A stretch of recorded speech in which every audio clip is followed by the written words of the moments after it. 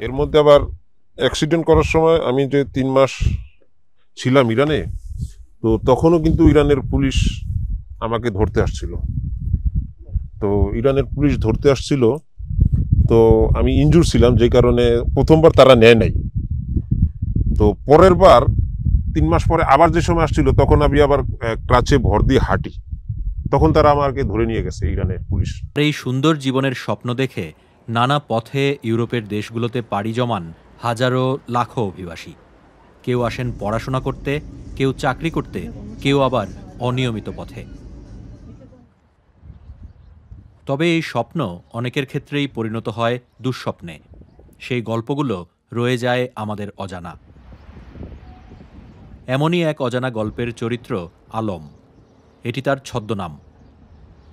এক যুগের বেশি সময় ধরে তিনি দেশের বাইরে। কোনো দেশেই মিলছে না স্থায়ী বসবাসের অনুমতি। বাংলাদেশ ছাড়ছি 2012 ফেব্রুয়ারি 5 তারিখে। এরপরে আর দেশে যাওয়া হয় নাই। যখন ফার্স্ট বাংলাদেশ ত্যাগ করছি তখন ভিসা ছিল আর কি, 6 মাস অন্তর। তারপর থেকে ভিসাবিহীন। ইউরোপে আসলে মানুষ তো আর খুব শীঘ্রই দেশে যেতে পারে না, আর আমার তো মনে করেন ভিসা এমনিই নাই। দেশ ঘুরছেন কয়টা? দেশ মোটামুটি 18টা। আলমের যাত্রাপথটা মোটেও সুখকর ছিল না।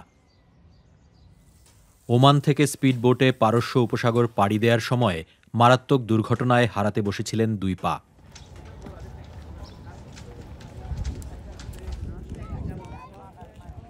এর মধ্যে আবার অ্যাক্সিডেন্ট করার সময় আমি যে 3 মাস ছিলাম ইরানে, তো তখনও কিন্তু ইরানের পুলিশ আমাকে ধরতে আসছিল।